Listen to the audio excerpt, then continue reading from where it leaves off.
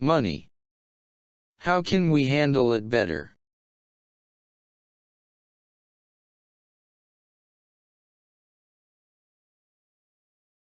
What important monetary principles must you apply?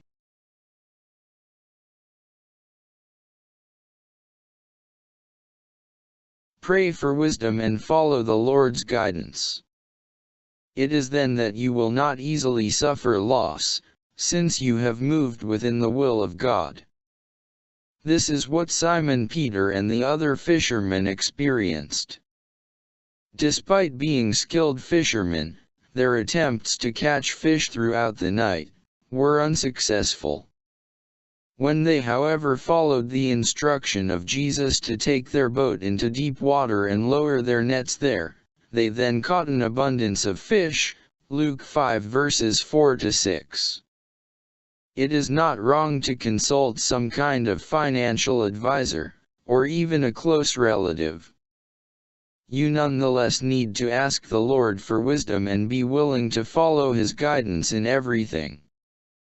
This not only applies to finances, but to every area of life. You must consult God, your ultimate financial advisor, by praying, "Lord, I want to do this, but what does Thou want me to do?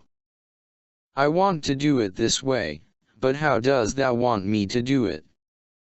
I want to do it here, but where does Thou want me to do it? I want to do it for this reason, but why does Thou want me to do it?"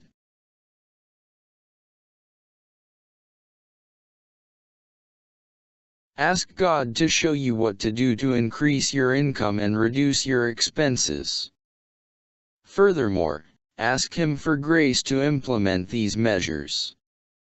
Seeking God's face regarding your finances will also prevent spiritual and eternal loss, especially if you have already gained a lot financially.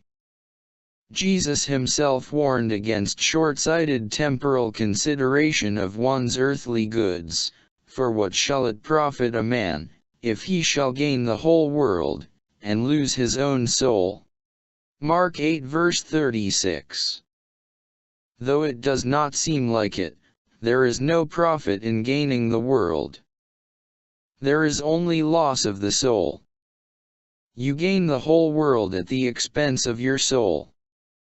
Your soul is the commodity you are trading with, for the things of the world you want to acquire.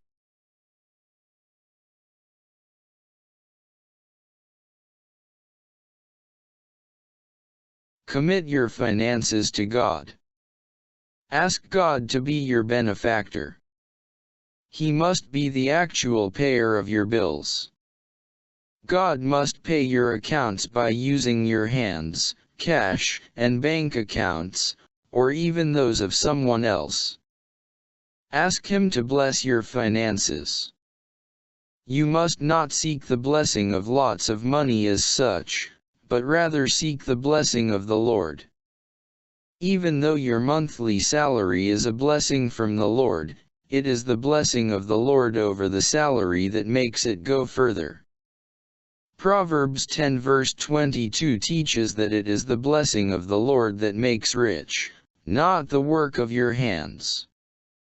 The blessing of the Lord is all-encompassing and involves many things and processes.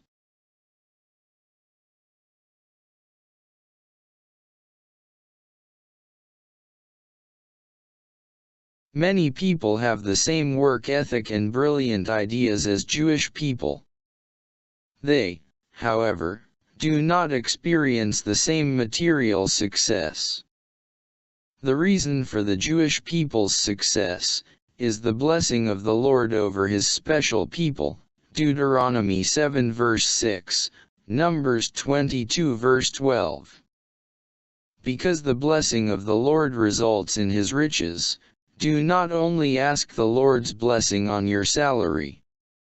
Ask Him to bless your other forms of income, as well as your expenditure. Also, ask God to bless the actual things and activities that earn you an income, Deuteronomy 28 verses 3-12. You could subsequently earn extra money, receive a cash payout, a tax refund, or higher interest on a savings or investment bank account.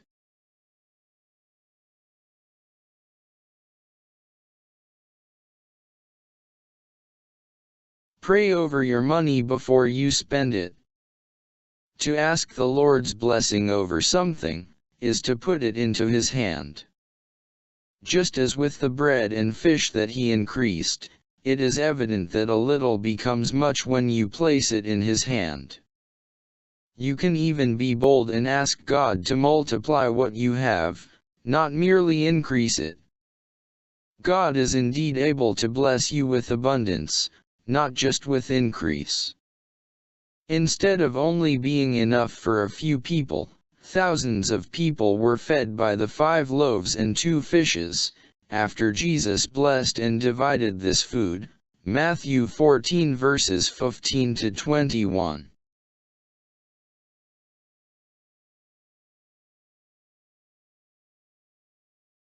Give to the Lord and His work.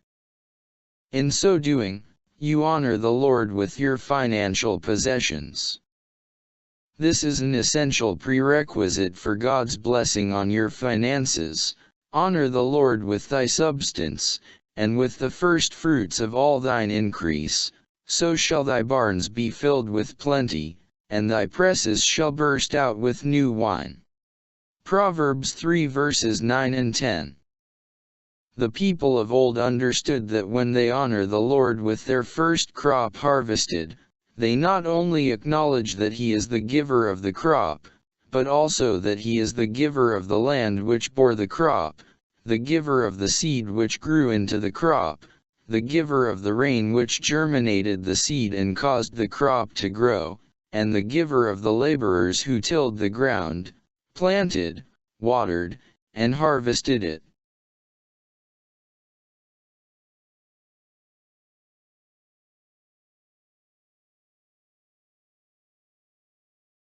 Do not wait for the day when you go bankrupt, before realizing that you should have given more of your money and other provisions, for the work of the Lord. God can subsequently open the windows of heaven and bless you in abundance. Malachi 3 verse 10. Your vessel may thus be overfull, not just filled. When giving to the work of the Lord, it is ideal to give on a regular basis, in order for outreach and missionary operations to be sustainable. Your commitment to pay a certain amount of money on a monthly basis helps missionary workers to better plan their efforts, since they know that they will definitely be receiving a certain minimum amount of money.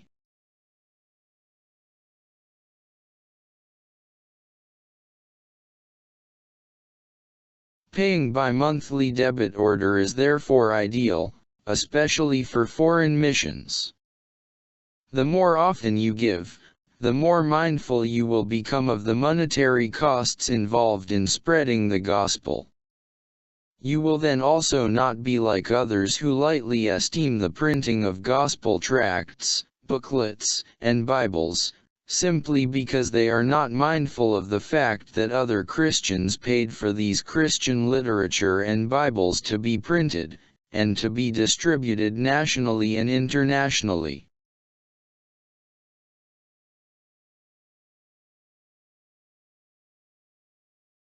You must give to the Lord willingly and cheerfully, every man according as he purposeth in his heart, so let him give, not grudgingly, or of necessity, for God loveth a cheerful giver.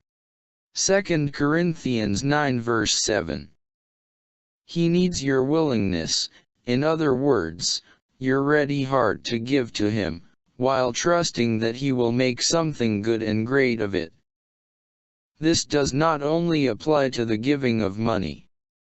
Whatever good things you willingly give to God, He can increase, enlarge, or multiply them. Give according to your measure of prosperity from Him. 1 Corinthians 16 verse 2. This is God's rightful portion, as He is the actual source of your financial provision. Ecclesiastes 5 verse 19. He is no man's debtor. God does not just repay your gift, He also rewards your giving. Giving to the Lord and His work is also part of making deposits into your heavenly bank account.